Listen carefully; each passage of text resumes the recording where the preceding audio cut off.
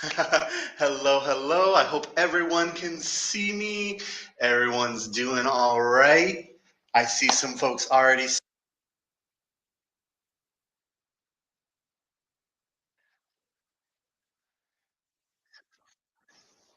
So, guys, thank you. Yeah, as we always do, like to know where everyone's watching us from today. Nice. I see, let's see, Colombia, Algeria, UK, Canada, Madrid. Nice spread today. Indonesia, the Philippines. Awesome. Great, guys. Once again, welcome. Today is our second time doing this broadcast internally, right? As you guys know, before we usually invite a teacher. So again, today I'm going to be hosting and hopefully giving you guys a nice inside sort of presentation and thoughts from us here at the office, what we sort of see. And today's topic, as it says here, is understanding your business. So I'm going to talk a lot about your business, how to sort of understand it here at italki, maybe how to sort of troubleshoot some ideas, things like that as well. Nice. Argentina, Japan. Sorry, I don't speak Arabic, so I'm not sure where you're from, Mohammed, but thank you for letting us know. Sorry, I speak a few languages. Unfortunately, Arabic is not one. Chinese is though, so Wang Shang Hao to Achi. All right, guys. Now, today, let's get started because I do have a lot actually that I want to talk to you guys about, and I'm going to try to keep this to about 40 minutes or so. As always, I'll save a little bit of time at the end for you guys to ask some questions and things like that. That being said, if you have questions as we're going through, go ahead and put them in the chat. We'll try to see those. We'll try to answer those the best we can as we go along as well. But then, of course, I will save some time at the end to answer questions that you guys might have. Now, guys, we always say this, but a couple of guidelines for the webinar. First one, obviously, I'm going to try to treat you guys respectfully. I'm going to be polite. This is our italki community, so being respectful, being polite, following our community guidelines are still in place. And then obviously for two, especially if you're asking a question, things like that, respect other people's privacy. Don't share.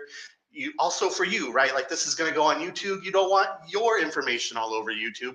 You don't want someone else's private information all over YouTube either. So we want to respect each other's privacy. And then number three, as we kind of say in the forum as well, if you have specific issues, if it's a problem that's sort of specific to you and your situation, contact us outside of this. Contact customer service. They can help you. Write to us in an email or something like that. You don't really want to talk about a really specific problem that maybe only you are having here today.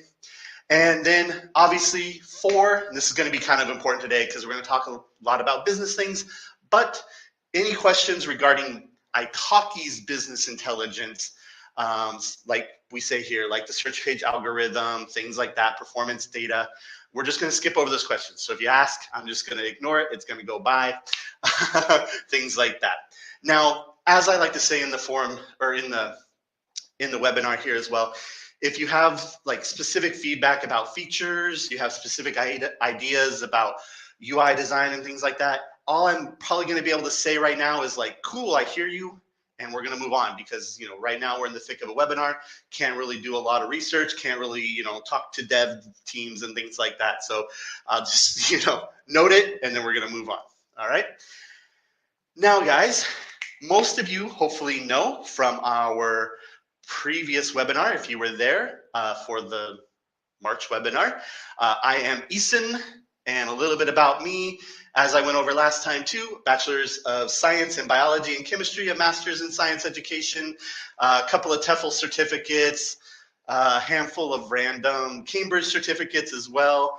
I've been in the online education industry for about 15 years. In that time, I've been a teacher trainer. I've been project and product managing, and I have done, like I do now here for italki, what we call supplier operations managing as well. So a little bit about me here. Cool. Nice. I'm also seeing like South Africa. People are from all over today. That's really great. I like that. It's nice to know that hopefully we select a time that a lot of different people can come and join our webinar. We try to be as global as we possibly can. Nice. Now, guys, today's webinar, pretty straightforward, really, I think. But we're going to talk about business on italki. So we're going to talk about what a marketplace is. I know that's sort of basic, but we get a lot of questions about that. We get sort of some misunderstandings from students and users, as well as from teachers, people who don't quite understand, like, what does it mean to be in a marketplace and things like that. We're going to talk about, as you guys know, you got a new dashboard with new data.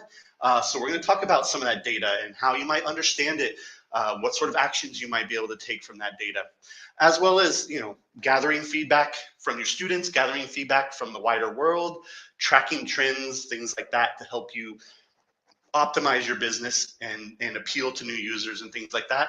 And then finally, we're going to talk a little bit about like how to sort of put all that into action, how to be adaptable, how to sort of move with the tides. And that's we'll talk about it a little bit more in detail, but that's a lot of the pain that I see in teachers. It's like, oh, well, it's not the same as it was in 2016, in 2018, in 2019, in 2020. And it's like, yeah, marketplaces evolve and change. The users coming in, the users participating on both sides grow and change. And so the marketplace grows and changes. And part of being successful in that marketplace is being able to adapt to those changes. So we're going to talk a little bit about that as well. And as always, little Q&A at the end. Great, guys. So first thing, and once again, if you have questions as we go along, feel free to put them in the chat. I'll try to get to them, but as well, we'll have the Q&A. So first thing first, what's a marketplace? So one of the things that we want to be clear about, right, is you as teachers on italki, you are suppliers in the marketplace, right? So unlike being a part of a school, and I'm, like EF or something like that, right? EF's a school, italki's not a school. We're also not your employer, right? I'm not your boss. I work at italki, but like I'm not your boss. So you supply a service through italki, right? You set your prices, you determine the quality, things like that. So that's what it is to be a supplier in a marketplace, right? You get to determine those things, and then you have certain guidelines and rules. All marketplaces do. I don't know any internet marketplace that is completely without regulation or rules that operates legally. So that's one of the things, right? So you also agree to these regulations and these rules, but for the most part, you're independent. You set your prices, you determine time and quality. And in fact, italki, as I noted here, is what we call a double commit marketplace, right? So you as the teacher also commit to the transaction. So the user selects you, right? The student selects a lesson, they purchase a lesson, and then you commit to that lesson, and then that transaction happens. That's what it is to be in a double commit marketplace, as opposed to like Amazon or something like that, right? Where like I might supply shoes. I don't really have to commit to the sale necessarily, right? You just purchase the shoes ship out, and we're kind of done. And then, as I kind of mentioned before, right, with rules, with policies, italki's job is to regulate the marketplace, right? We set limits, as it says here, for behavior. We set limits for user experience. We set limits for suppliers. We set limits for purchases and things like that. Once again, to help regulate the marketplace, right? To make sure that it tries to maintain a healthy sort of growth and homeostasis in it. Okay, so all of that is kind of a basic understanding of like what your role is and what our role is, and then users are sort of just the purchasers, right? They're the end product, though, the funnel of the money coming in, right? Part of this as well that I want you guys to kind of think about is what sort of teacher are you? Now, if you've been on the forum recently, if you've seen the email, right, we're doing some surveys. Part of the survey is to what we say like segment users or segment teachers. These are not exactly the segments that we're going to be going with, but these are an idea of what a segment is. And so these are kind of some ideas of what sort of teacher you may be. this is actually important because when you're looking at things like data, when you're looking at things like the marketplace, when you're looking at things like trends, you need to understand like who you are in following that. A great example actually happened on the forum a couple of days ago. If you guys were on there, someone like a tester, right? I'm going to prepare you for some tests. I'm selling test preparation. One of the metrics on the data is retention. Well, if I'm a tester and I'm selling you 4 or 5 lessons to prepare for a test, and then I'm never going to see you again, well, retention is maybe not important to me. That data point is maybe not as important to me as some of the other data points, right? So I need to understand that that's my business, and my retention month to month is going to be, say, lower than like a generalist, right? A generalist is looking for more long-term students and things like that. So these are all things that you guys want to kind of consider when you're looking at the marketplace, when you're looking at your data and things like that, right? So as we kind of mentioned here, these are sort of 4 general ones. The generalist is what a lot of us are going to fall into. Obviously, it's probably the largest population on italki. You're teaching all levels. You're looking for kind of long-term students. It's general education, just getting someone proficient in the language, right? You're taking them through basics, things like that. Testers are also doing a lot of different levels, but with testers, they're specifically kind of doing those intensive test preparation courses, 5, 6, maybe up to like 10 lessons or something like that. And then it's like, cool, go take your IELTS test, go take your DELE, and we'll be done, right? They're looking to get that person that certification. A specialist is someone we kind of consider as like, someone who specializes in business or specializes in technology, right? They're looking to do sort of maybe intensive courses with someone who's doing a job interview for a specific field, or helping someone prepare some business sort of acumen and things like that. And then, someone who we kind of consider a hobbyist is, they're doing maybe kind of mid to high levels. Maybe they're not necessarily a professional teacher, although tutors do a lot of these other things. Tutors can be generalists, tutors can be even testers and specialists, depending on, sort of their training. Tutor doesn't necessarily denote someone who doesn't have any training. But like a hobbyist is, someone who's more about conversation, more about cultural exchange, more about sort of sharing those things in that way. So as we kind of mentioned here, right, different teachers, different types of teachers are going to have different data, and that's, they're going to have a different understanding of the marketplace. So that's something that you want to sort of understand coming into this. What teacher are you, right? Now, guys, here, like I said, understanding our data, you guys have a new dashboard.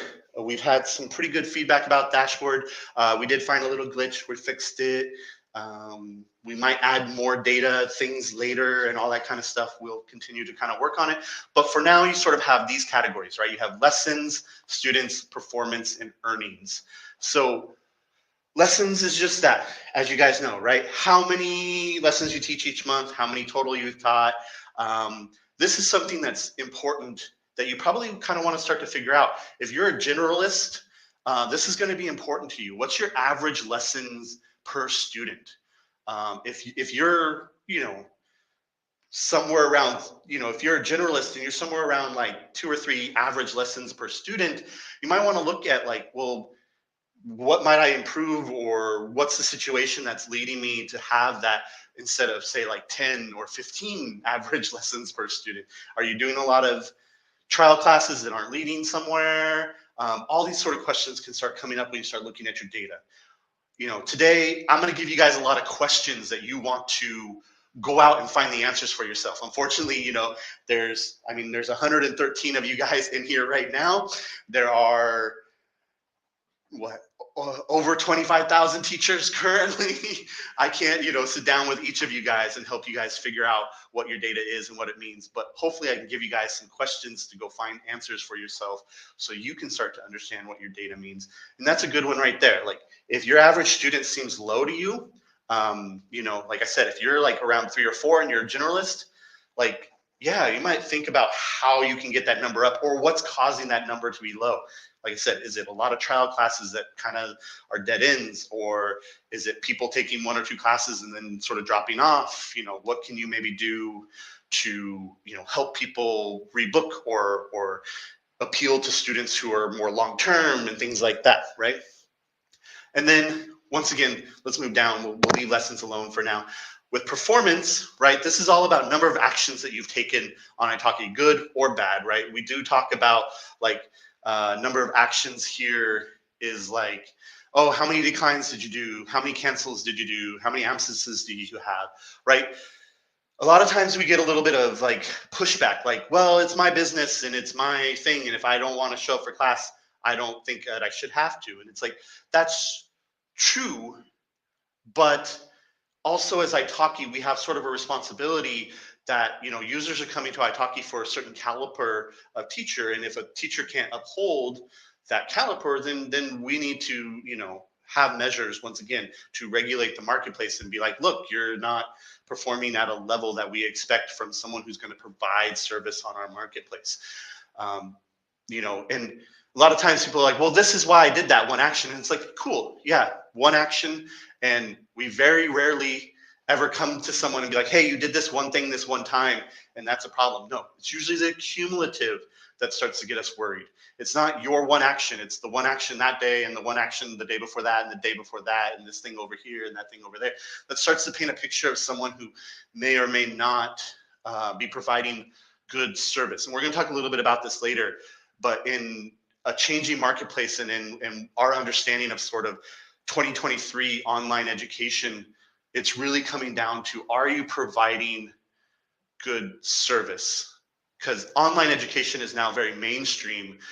We'll talk about it more later. I have a whole slide on it, but it really comes down to that sort of question. Are you providing good service? Okay, sorry. So going back to performance, number of actions, like we said, retention month on month. I've talked a little bit about retention already. If you're just joining us, because I do see some numbers going up, go ahead and later go back and look at the retention part. And then popular lesson, we wanted to do that for you guys because popular lesson sort of tells you like, well, if more of my students are sort of buying this type of lesson, can I expand that lesson in other ways? Like, it might be like a general class, and it's like, great. Like, is there, another type of general class that I can sort of offer? Is there some specificity within the general that I might do? Like, okay, this is general, but like, do I want to do a reading class, or do I want to do like a writing class within that might help, convince some more people to book with me? Or is it like, hey, I offer a general class and I offer a business class, and also like my business class is way more popular. Well, maybe I need to focus more on my business classes. Do I want to do an interview class along with my business? Things like that. That's what like knowing your popular lessons and things like that can do for you. And then let's go over to students. I want to keep this moving because time flies. Sorry, I'm long-winded. Time flies, but yes, students. Once again, how many new ones? This kind of helps you know how your business is going, right? How many students you're retaining, how many are current students, how many new ones you got like in the last month, things like that. Also, the question to sort of ask yourself is like, those new students, who are they? Who do you appeal to? Like, where are they coming from? What's common among them? We're going to talk about this more in detail in a moment. What's different among them? Is there something you can do? Like, if this is where your students are coming from, and that's a good thing, hopefully it is a good thing, then like, what can you do to appeal more to those people? Is there a time zone that might work better? Or like, for example, I'm sitting here in Shanghai, like, are a lot of your students from China? Like, would a time, would now be a good time to offer a class? Maybe more of them are available. If that's the case, are you appealing more to students in Germany? Like, are you an English teacher and most of your students are coming from Germany? Is there time? Is there materials? Is there something that you can do to appeal more to people in that would potentially bring in more of those people, more of those new students from that region, right? And then earnings is just that. It's kind of for you guys, how much have you earned on italki? How much have you earned this month? What's really good here is your unit rate. That's kind of an important thing that we want you guys to always sort of be aware of, because, a lot of people charge, they charge different amount for a 30-minute versus a 60-minute, and they charge a different amount for this class than that class, right? So lesson A is $20, lesson B is 25. So what's your average unit rate, right? What's your hourly rate? With all these different classes, with all these different times sort of getting purchased and stuff, what does it break down to? What are you basically paying yourself per hour? And then, you know, you can look like, is that enough for you? Or should you be changing something? Maybe like, you know, your low end class needs to get up, or does your high end class like need to come down a little bit? We're going to talk about pricing here in a moment as well, but having your unit rate is actually a nice thing, and it can help you sort of maximize your profit. And actually, when we look at this page, this is how that sort of works. So you can kind of understand your unit rate in this way. So as you can see here, a little bit of a graph. And as I kind of pointed out here, this is like one way of looking at your lesson prices and your earnings. So you can see here we have sort of 3 different prices and then like 3 different potential earnings here. Now, this is like a perfect graph. This is like a perfect scenario. But like we kind of said here, like blue is what you can kind of consider ideal. By the way, a little note down there, right? Like I'm not an econ major, science major, not econ major. This is not an econ class. But this is sort of what you want to think about, right? You can price yourself really high, but it's a general rule, right? It's a general rule, the higher your price, the less you're going to sell, right? You know, the higher your price, like the less people are going to be willing to pay for that, or the, people in different regions are going to get kind of priced out, right? You can also make your price really low and you might sell a lot, but then really you're working, you're spinning your wheels, you're sort of overworking in order to sort of get that money, right? You can see here, it's like, yeah, I can sell my class at $10 and I might sell 10 classes, but that's 10 hours that I had to work, for that $100 is what it would be, right? And then blue, like we said here, blue is sort of your ideal case, right? That's where like I'm working a little less, but I'm paying myself a little more. And you can actually see when you actually calculate it out, like with blue, you actually end up earning the most amount of money for your time, right? So that's and it's all up to you, right? Some people want to do green, right? Some people are like, I'm okay with my $100, but I only want to work, like I want to work 5 hours for my $100. Great. Some people, they're more about the teaching, and they like the busy, and so they're like, yeah, I'm gonna go low, and I'm gonna work those hours, and I'm gonna get my $100, my $100. That's great too. Personally, I suggest like blue, right?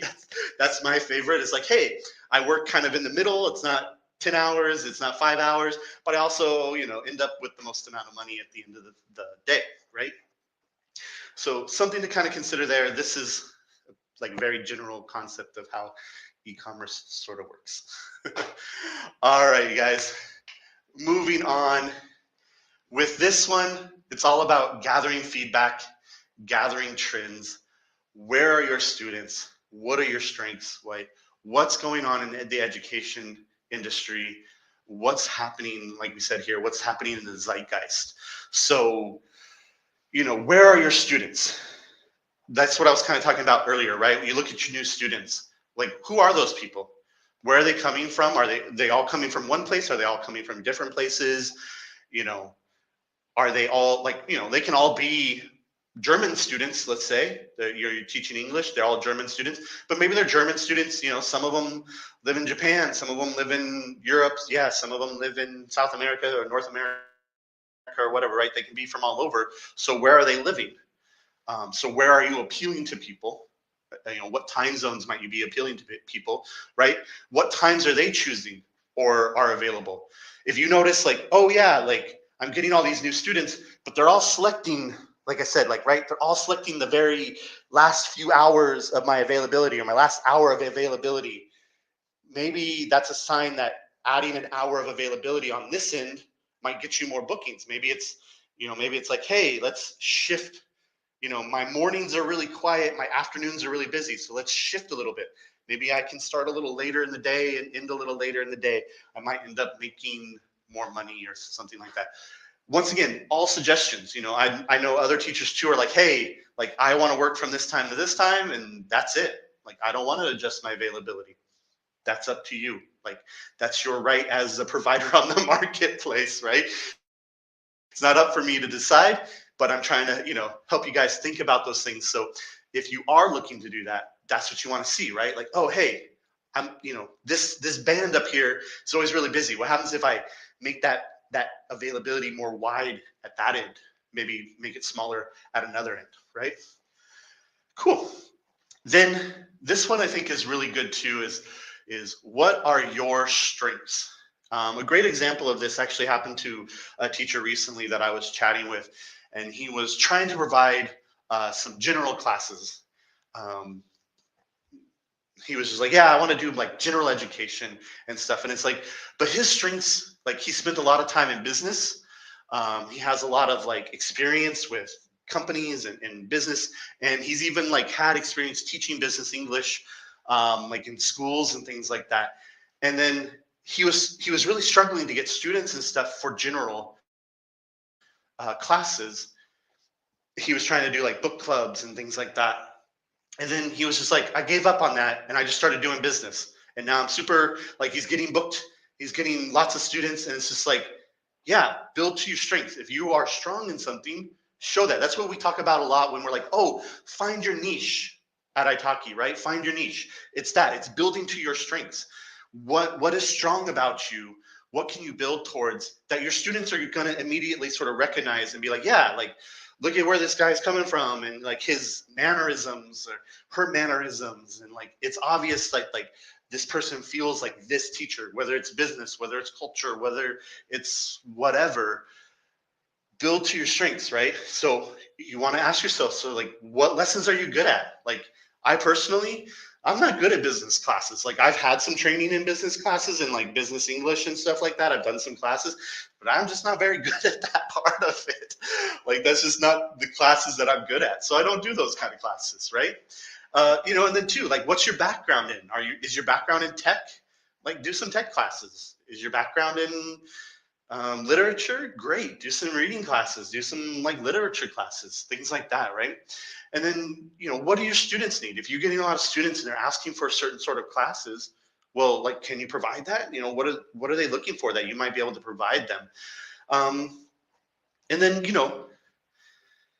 like it says here, like ask questions that have clear actions from the answers, right? So all of these things all these questions that I'm trying to give you, right? They're all meant to give you an action point. Hey, I'm good at business. Great. I'm going to go set up more types of business classes or more specific types of classes around business and things like that, right? So all these sort of questions, you want to make sure that you're taking action when you find your answer. Moving on, like what happens, what's happening in the zeitgeist, right? There are always new trends going on. There's always new trends in social media, fashion, movies, and things like that.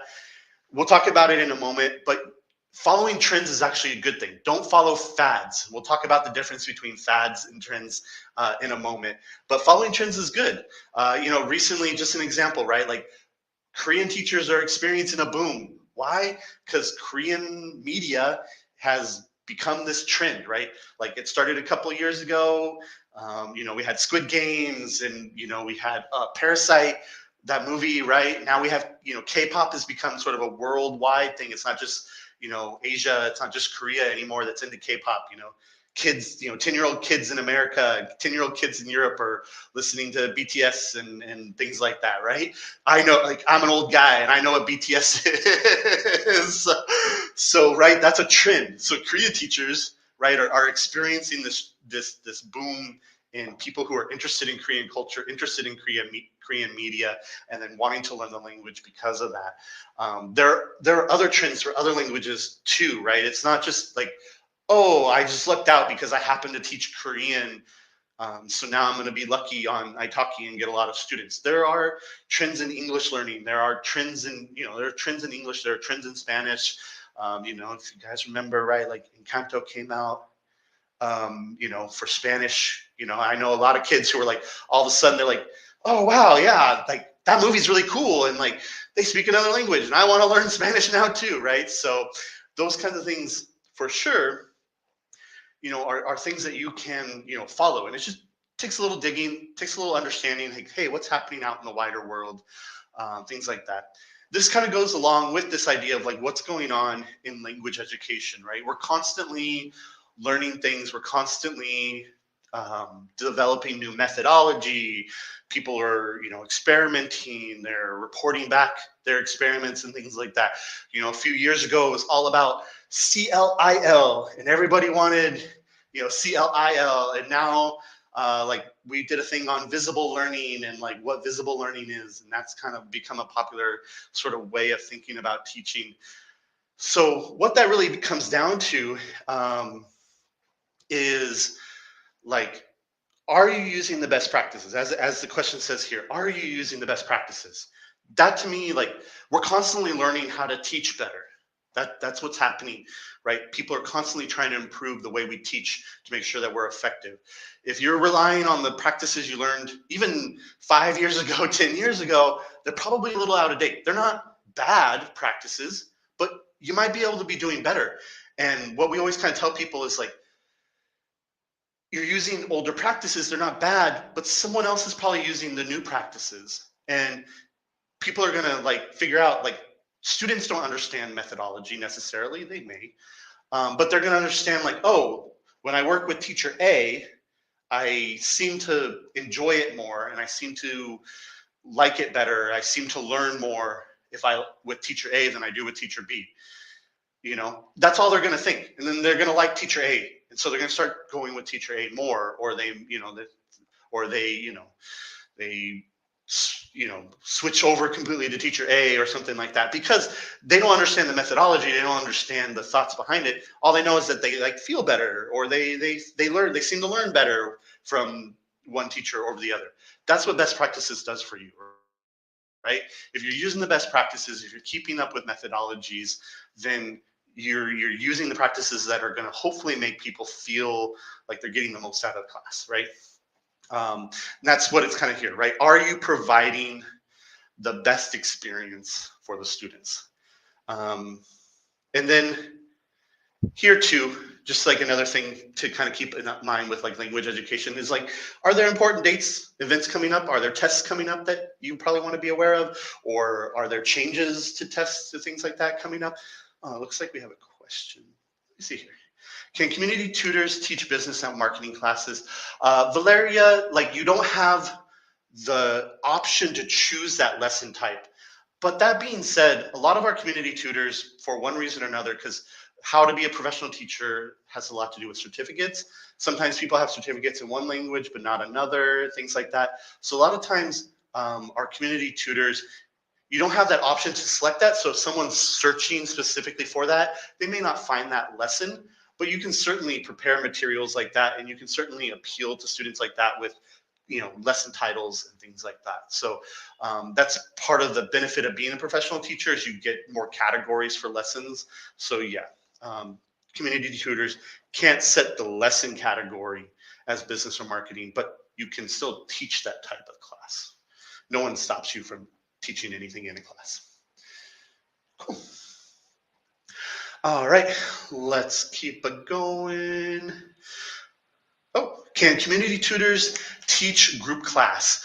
When group class opens to all the teachers, when we're ready to do that, we've already discussed it. There's nothing that will stop us from letting community tutors also teach group classes. So you will be able to be a group class community tutor.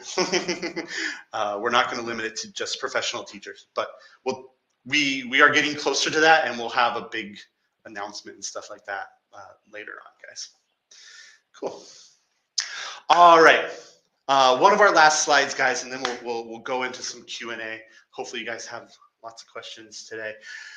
So being adaptable, this is what I was kind of talking about earlier, is think fast, but act slow. So this is kind of like when you are following trends, right? You want to think fast. You want to look at your data. You want to understand your data. You want to think about it and have conclusions.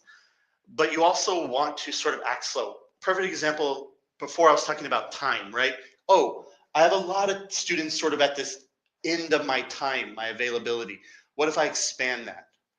Well, the way that's thinking fast, right? Like, cool. I seem to be having this trend. I seem to be having this appeal here at this upper time. What if I expand that availability there? That's a good thinking.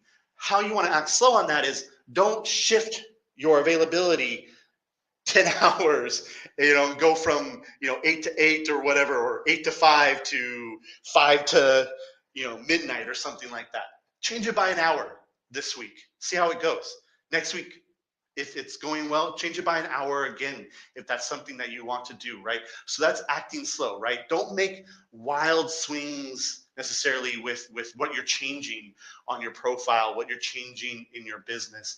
Take incremental changes and see how those changes work. It's how all of us do it. It's how italki works too, right? We try to do something and we go, okay, we're going to change this thing. We're going to see how it goes. And okay, we're going to change this thing and we're going to see how it goes, right? We make incremental changes. You don't want to swing really wild one way or the other, right? So that's what we're kind of talking about here.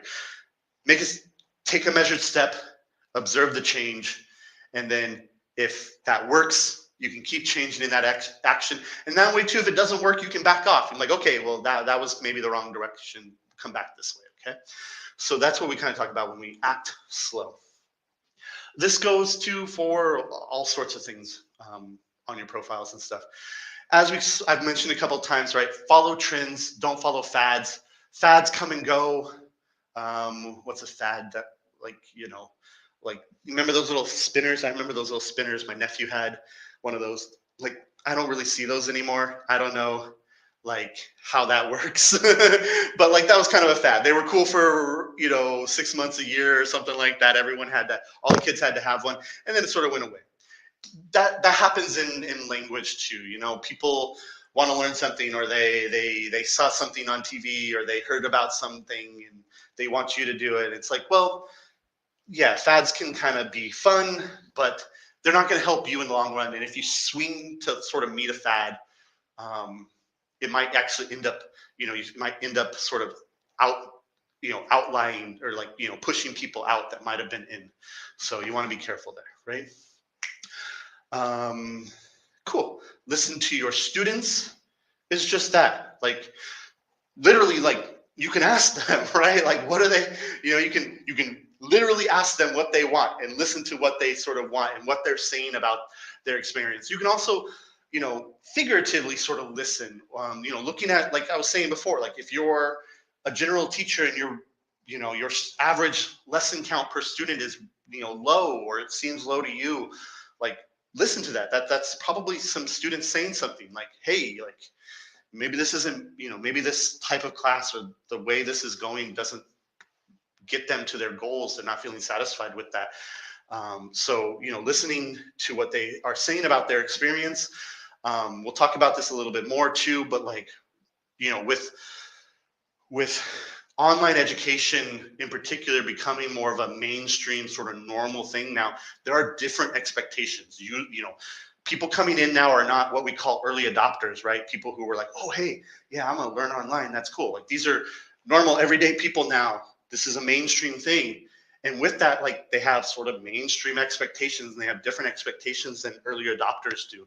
We need to be able to listen to them. We need to be able to sort of, provide on those expectations for them. Cool.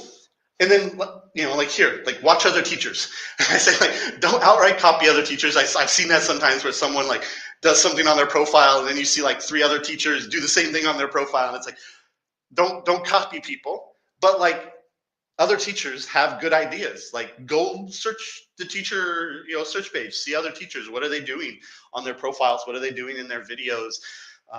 Things like that can give you ideas on how to, improve your own material, improve your own videos, things like that, improve your own business, right? Go look at your competitors, basically. Competitor research is a part of any business. And then, because we're all sort of in this together, yeah, message people, talk on the forum, ask people questions, for sure.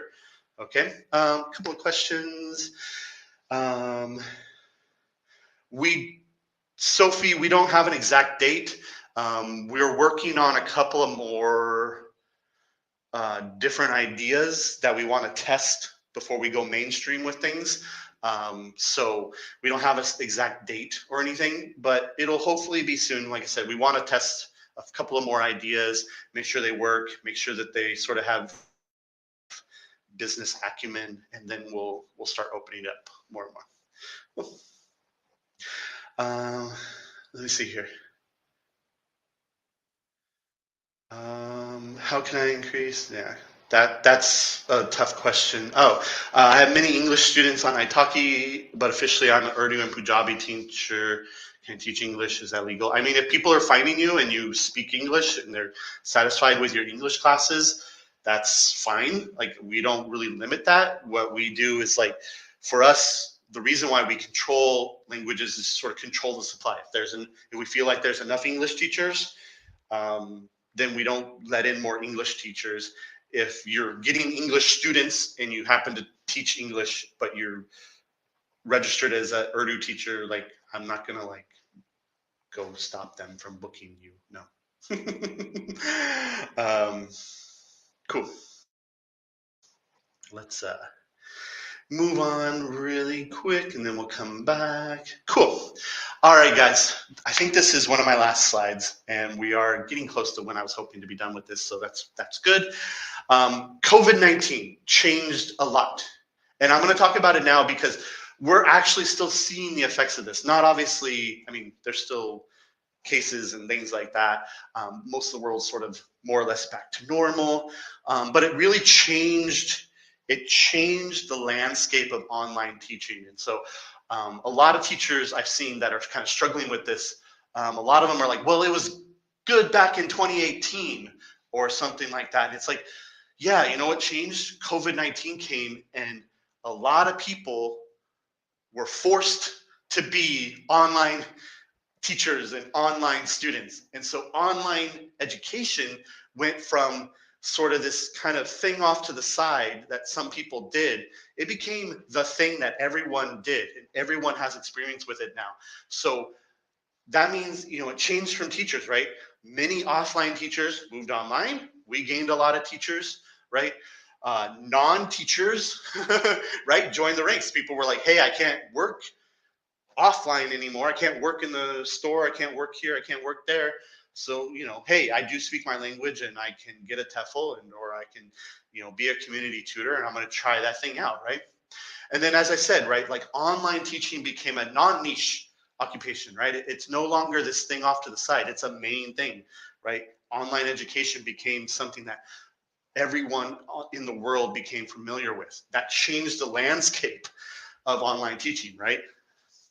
And then with that, on the student side, right, it changed. It's no longer once again, it's no longer these kind of little group of early adopters who were like, hey, that's a cool thing that I can go online and learn Spanish or, learn German. That's cool. Like, it became a mainstream idea that, like, yeah, I can go online and learn things. Not only language, I can learn all sorts of things online. So because that sort of general population has accepted online learning, their expectations about online learning, right? They didn't come into this and become an early adopter, right? They came in as who they are, and now they have their expectations in this online marketplace. So we as teachers also need to sort of understand that and be like, cool, what are these new people's expectations about things like communication, about things like goals, about things like their experience on a platform, right? What we find too is like, hey, like, a lot of these new users, like, they don't want to deal with cancellations and reschedules the way, like, some of the early adopters. Early adopters were really sort of forgiving a lot of times with teachers because it was this cool thing that they were doing. A lot of these people are like, nah, man, like, I've done online learning. You need to be here on time, every time. But, that's kind of a silly example, but it's sort of there, right? That, like, they have less patience for some of those sort of things. Everyone's different and everyone's experience is different, but that's sort of like a general thing that sort of happened with this, right?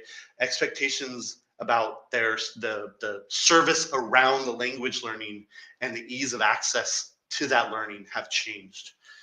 Cool. And then, as we sort of mentioned, right, online teaching changed in general. right? There are new techniques, there are new methodologies centered specifically around online learning. Once again, it used to be a niche thing. Now all of a sudden it's this main thing. So educational researchers and stuff like that said like, okay, well, let's figure this out. Let's start researching, let's start testing, let's start experimenting and figure out how we can serve a wider population through online experiences, okay? So those are things to kind of keep in mind as well as you move on, right? And part of that is going to be changing ourselves, right? Changing our expectations, changing our way of operating to maximize our business, right? Okay, guys, we're going to go into Q&A. We'll do a few minutes of Q&A. I did go a little bit longer on my slides than I intended to. My apologies. However, we do have a couple of questions here. Oh, hi, Yisen. All my current students are long-term. It's been months since I had any, let me come back here. Any new students, I charge a bit more than usual in the market. Do you have any advice for me? Thanks. So, Eileen, some of that's going to depend on where you are, what language, all those kinds of things. Being a little higher average price, once again, it's not necessarily something bad, but what I would also say is like, are you providing a service that justifies an extra price? And I'm all like, trust me, guys, I'm constantly like talking to everyone over here, like teachers should raise their prices, like teachers should earn what they expect to earn. Like we don't want to price out like different regions, but at the same time, like teachers should get to earn what they feel they deserve to earn. But what I would say is like, are you doing things, you know, are you just higher than everybody else, or are you also, you know, providing the sort of services that would warrant more charging a bit more? Or are you trying to target students that are willing to target or are willing to be, or sorry, are willing to pay a little bit more? With that, Eileen, like, what is this guy like? There are lots of different factors on like how teachers go in the search. Once again, I'm not going to talk about the algorithm per se, but know, like, guys, that we have really good coverage. Coverage is like how many people are seen through like a search page or recommendations. Also keep in mind, like a lot of times, like we get like comments, sorry, Eileen, I know this is a little bit off topic, but it's sort of relevant to you too. We get a lot of like emails and stuff like, I don't see myself on the search page. Well, that's one of the things is like, that's not how the search page works. So if you're looking for yourself, you might not find yourself because it's like, you're not your optimal teacher. And then two, like we have more than the search page. Right? There is more than the search page that teachers appear on. And just because you're not on like the search page for you looking through your browser doesn't necessarily mean that you're not on one of the other search pages or one of the landing pages or one of the recommendations or one of the widgets in some app or something like that, right? There's lots of ways that we actually expose teachers beyond just the search page on the main site. So keep that in mind. And then Eileen, thinking about it, like really I would focus on like, are your materials up to date? Is your video up to date? Is your thumbnail, is your headline looking good? Start looking at those kinds of things. Like what does your profile look like? Specifically, I know like I haven't seen your profile, Eileen, but I know a lot of teachers sometimes struggle. And it's like, oh, well, your profile video is pretty old, and people have different expectations now for videos and stuff like that. So yeah, keep that in mind. Which communication tools are students choosing? I think Skype is really popular still. Honestly, on italki, the italki classroom gets chosen quite a bit. It's sort of a default for a lot of students. In Europe, I don't have the data in front of me, but I would guess it's probably like Zoom or Skype. Those Zoom, Skype, and italki classroom are number one, like basically like number 1, 2, and 3. Even though Zoom, you know, now you have to pay for it if you want to go an hour. But yeah, so still like that. I don't have any specific data about Europe though. I could look it up. Maybe I'll post something in the forum later. for you, Melinda.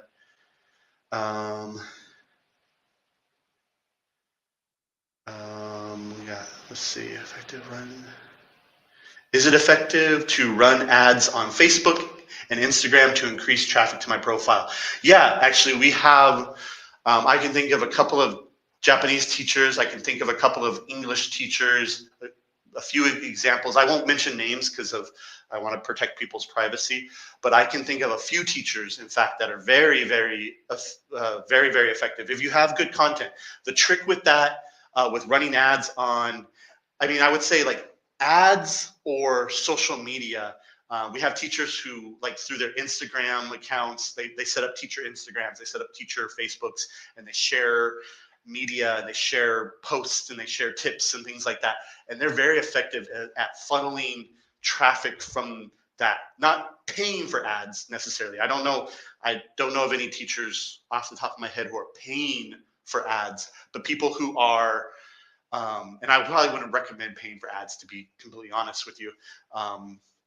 But we do have people who are like, yeah, like I have, a bunch of followers on Instagram and I post cute little things about English, or cute little, like, I know like some Japanese teachers who do it. They're like, yeah, these cute little posts about Japanese, like funny little memes and stuff about Japanese language.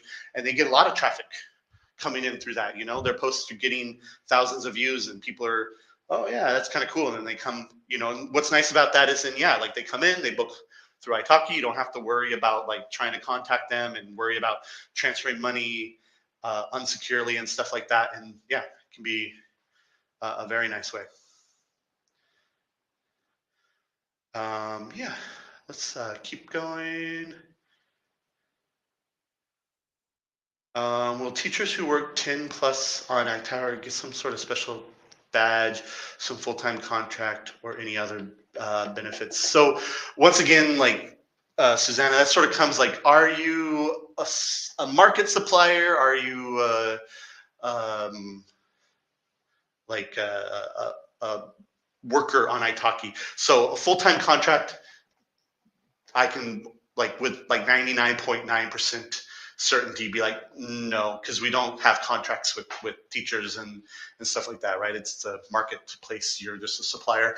Other benefits, I mean, depends on what you mean by benefits. If you're talking about like medical benefits, no. If you're talking about like, hey, like, I don't know, like, I don't know, like exposure or something like that.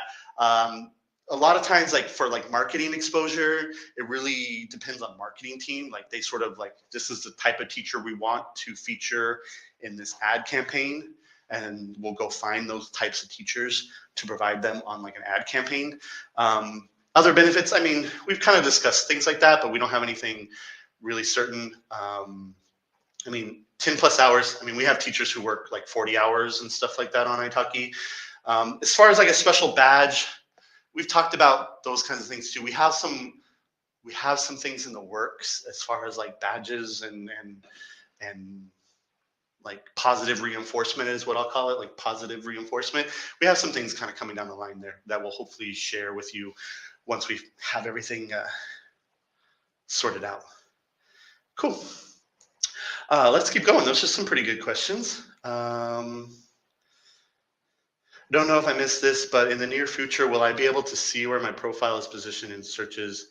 Sean, this actually came up in a forum discussion, I think, the other day. So this just doesn't really exist in the way that you guys think of it. Like, you guys want to be like, I'm number 5 in the search, like, right? Like, I'm number 5 in search.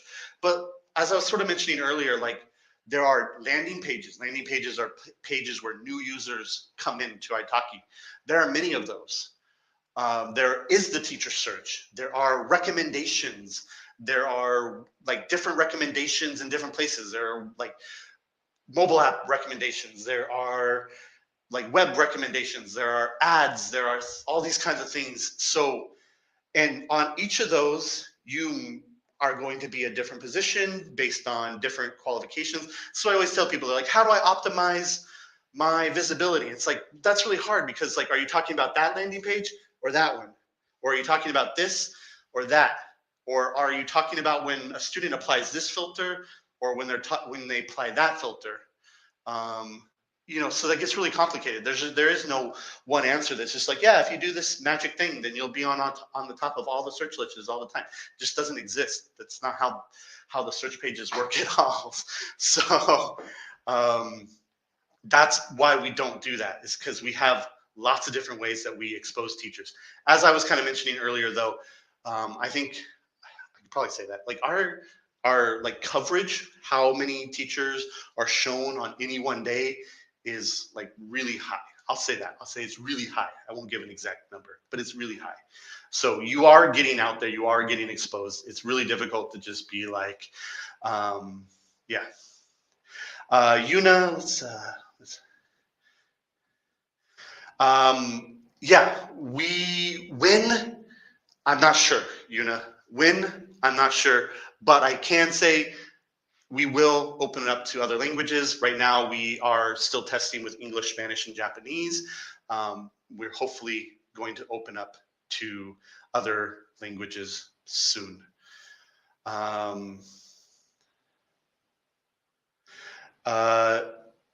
Ula, yeah, it can be really difficult to see what a trend is. And one of the risks there that I always find, Ula, is like sometimes by the time you realize it's a trend, it's like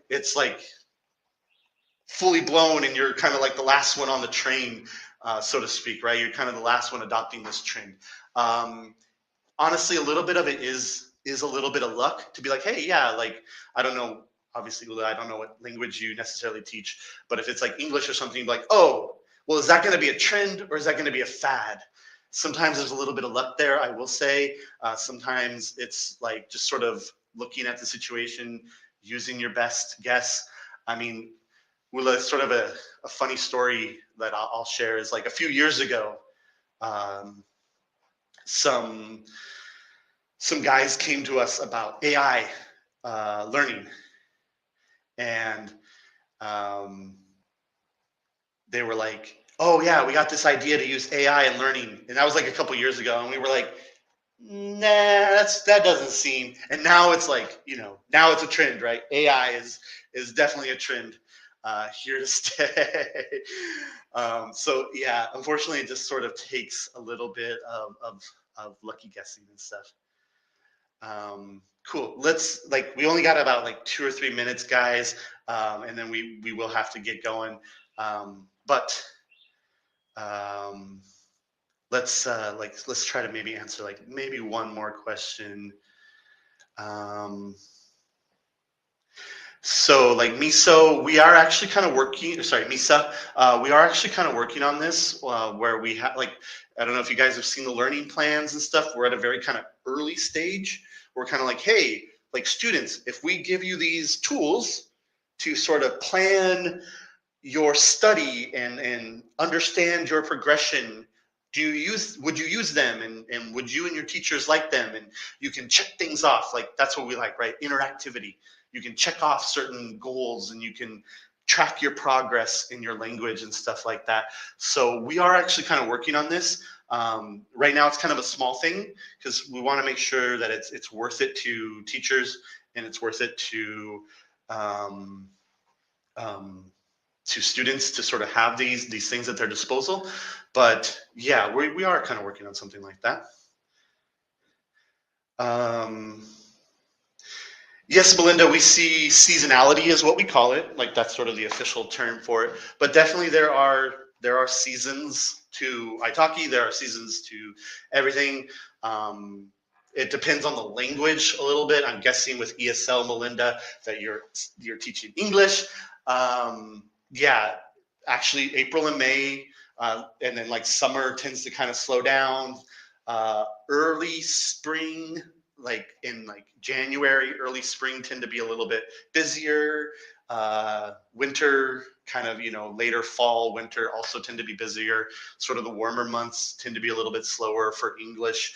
Different languages do have different trends though. So guys, if you teach languages other than English, understand that there are sort of different seasonalities to all the different languages. Just something to kind of keep in mind there. Okay, guys. English language is not open to teach right now. Cool. Okay. I think we're gonna we're gonna wrap it up there. We're gonna keep this going on the forum, guys. So if you want, go over to the teacher forum. Go ask us questions. There's a webinar post in the teacher forum. You can go ask us questions there. We'll answer some more questions. Feel free to scroll back, watch some things, and then yeah, we'll see you guys around. As always, happy teaching. Thank you for watching, guys. We'll see you all later. All right. Bye bye, guys.